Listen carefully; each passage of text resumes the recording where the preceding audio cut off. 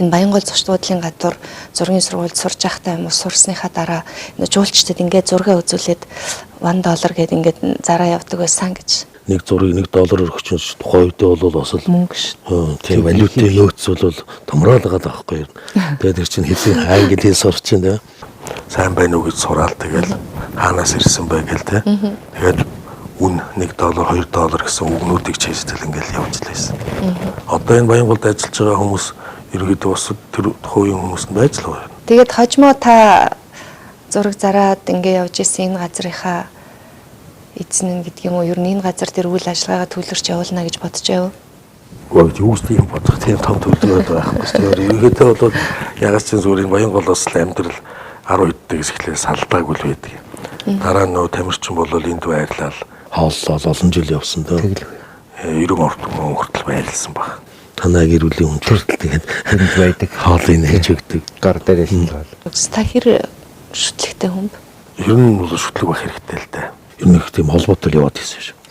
Зарим бизнесмэнүүд бол одоо урдаан бүхэл тоотод тооноос эхэлж бизнесээ эхэлдэг. Би чамайг тгээс эхэлсэн гэдэгт нь их баярлалаа. 1990 оноос эхлэн Батулга 8 хийхээр шийдсэн. Дотоодын хямд даавгаар хүүхдийн хувцас ойж өнгөр улс руу зархаар явж байсан нь түүний анхны 8 байлаа. Хүүхдийн хувцас зарж олсон бага хэмжээний мөнгөө өвөртлөн Сингапур улсыг зорилоо. Түүнд видео камер авч Монголд зарах санаа төрсөн гэдэг. Сингапур улс бол монголчуудын хувьд визгүй зорчдог цөөн улсын нэг байлаа. Түүний $600 авсан камер нь $1200 Монголд зарагдаж байжээ. Тэгэхээр нэргэж буцаж очиод дахиж хоёрыг аваад тэгээ эргээ Монголд ирсэн. Дахиад тэр хоёрыг зарах боломж. Дахиад зарсан чинь нэг тийм 4 камер авах боломжтой болол. Гэхдээ тэгээр ингээл хамгийн сүүлд 8 камер авсан л. Тэгээд дараа нь Монголд борлогдохгүй болох үед нь Бээжинд авчиж камер зараад хамгийн анхныхаа капиталыг тэгж хөрөнгөлүүлж байна.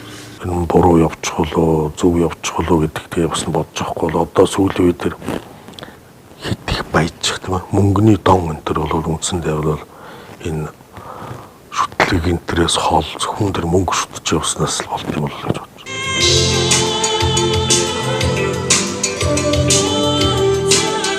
オープニングのセレモニーには政財界からも多くの人が招かれました。 Таны бизнес их амжилттай явах үеийн таны дүр зургийг Монголд одоо мэдгүй хүн байхгүй зү хүсээ ингээд л хойш нь самцсан. Өөр одоогийнхоос бол маш өөр тийм имижтэй байжээ тэр. Тэр өстэйч байж тээ. 90 онд ч бид нар ганцхан явал монголчууд анхудаага мөнгө жиж эхэлж байгаа үе байхгүй юу? Ганцхан нэг хэд хэдэн бүлэглэл байсан. Тэр ганцхан явах ч мөнгө л 7 хоногт бол харьбчдаг. Алдахаараа бас тэгэл алга болдог. Тэгэхээр чил хамгийн түрүүнд л зургатаас харсан юм нэг юм урт ноолор болтой авд юм байна. Нэг юм цүнх авд юм байна. Нүдний шил авд юм байна. Зангаа зүүд юм байна. За өстөг нь оцолтчихно доо. Тэгээ гийл яаж дүрхтэйг мэдэхгүй шүү дээ. Аль болох их л гийл дүрхчихвэл болдгийн бодол нэг юм цамын үсч гэл юм гав гатаа юм бол тэгэл яаж ч яваад байсан.